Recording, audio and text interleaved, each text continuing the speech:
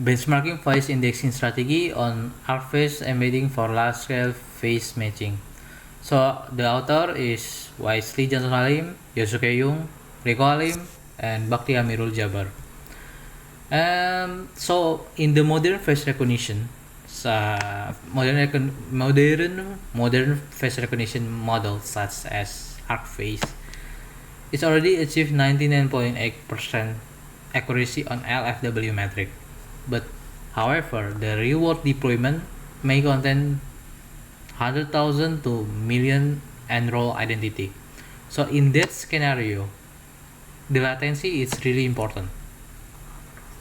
So to reduce the retrieval latency, we're gonna use INN approach, approximate nearest neighbor, through Vice library. Why we use Vice library? Because on research we want to all what we test have a same environment, and the Vice library is provide what we want. So it have IVF flat, IVF PQ, and SW. All that is a INN. We can test all on the Vice library. Plus the Vice library have some optimization on that library. And next, here we're gonna expand a little bit about the distribution dataset. So on the left is general dataset. The distribution you can see it's like bell curve, and on the right is the phase dataset.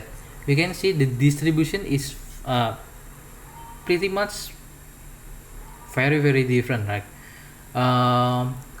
And we know that a lot of research is already test INN algorithm on the general dataset and not really test on the phase dataset. So because of this, this gonna be our mainly contribution from our research. Next, the methodology.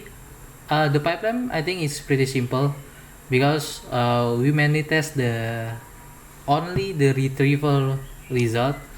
So the pipeline is very simple, and the dataset we use is MS Scilab 1M. We're gonna split it into 10k subset, 100k, and 215 250k subset. Why? Because we want to see the differentiate between the small and the higher and higher. And the metric we're gonna use RSM, latency, throughput, etc. And the index we have IFV flat, IFVPQ, and SW. Why we use these three index?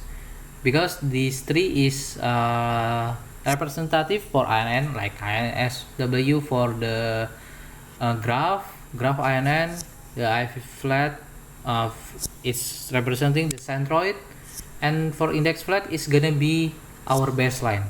Index flat is basically the brute force approach, so it's gonna be our baseline. I will now present the results and key findings of our evaluation. Please direct your attention to the detailed performance table and the recall versus latency graph. In our open set range search evaluation, we strictly calibrated the thresholds to maintain a maximum false acceptance rate or FAR of 1%. Our baseline index flat achieved a perfect 100% recall, but as expected, it suffered from the highest latency due to its exhaustive search nature. Among the approximate indexing methods, HLSW emerged as the best overall choice.